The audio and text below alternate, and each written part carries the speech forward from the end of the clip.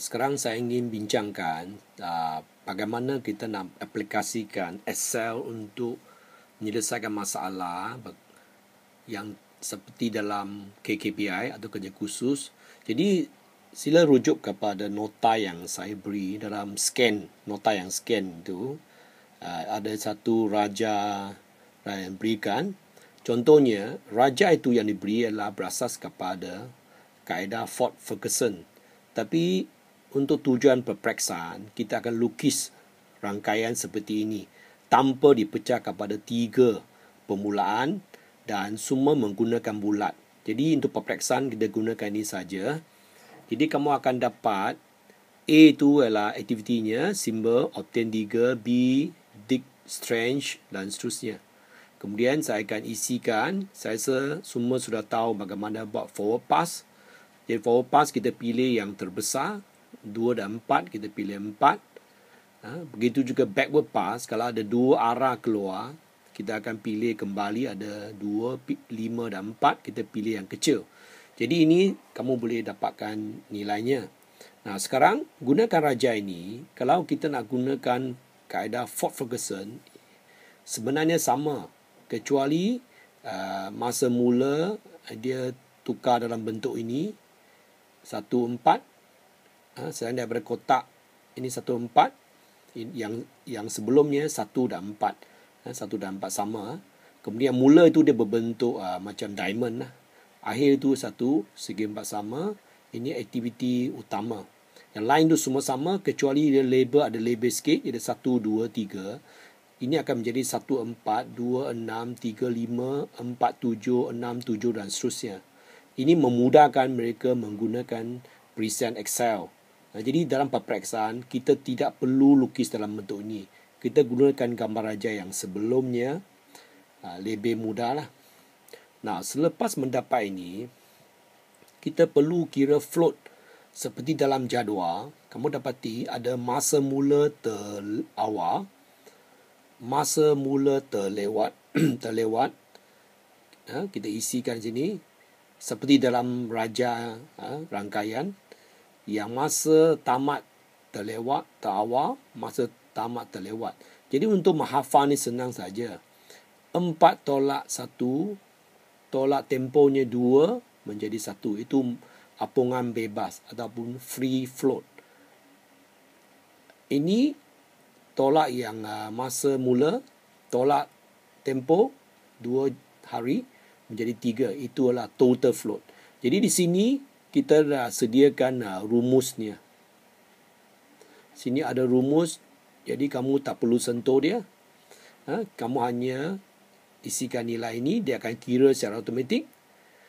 Nah, bila dapat semua ini, contohnya lah, aktiviti 4-7. Jadi ini 1-4, 1-4,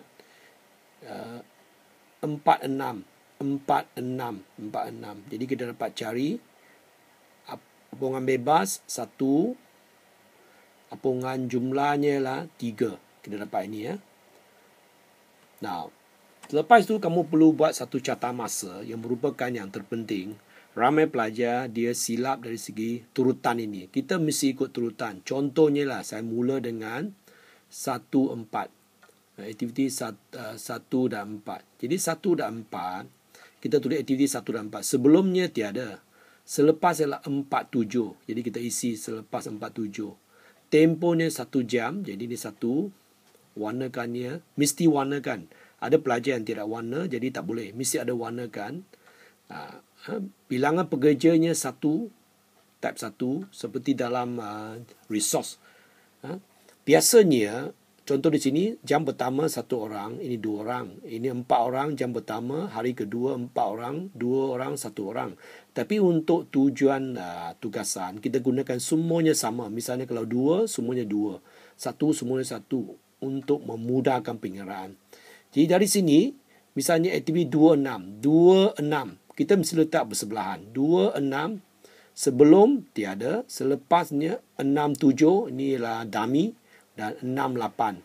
67 dan 68. Itulah dia. 67 dan 68. Begitu juga sini. 35. Sebelum tak ada. Selepas ialah 56 dan 8. Jadi kita teruskan. Begitu juga aktiviti contohlah 26 ialah 2. Jadi 2 jam. Bilangan pekerja jam pertama 1, jam kedua 2. Jumlah apungan rujuk kepada jadual, inilah jumlah apungannya kita letak di sini. Jadi yang 5 dan 6, kerana 5 dan 6 adalah float, dummy. Sebelum tu 3, 5. Selepas tu 6, 7, 6, 8. Tapi dia tak ada tempo punya. Itu sebab dia kosong di sini. Dia tak ada tempo. Kerana dia adalah dummy. Perhatikan juga, warna merah itu khas untuk critical, aktiviti critical. Dan tiada apungan. Perhatikan, dia berhenti. Tak ada lebih. Kalau lebih, sudah silap. Jadi, kena pastikan semua ni diisi. Lepas itu, kita akan cuba lihat yang di atas ialah temponya. Misalnya hari pertama atau jam pertama, kedua, ketiga, keempat dan seterusnya. Now, begitu juga sini kita akan salin.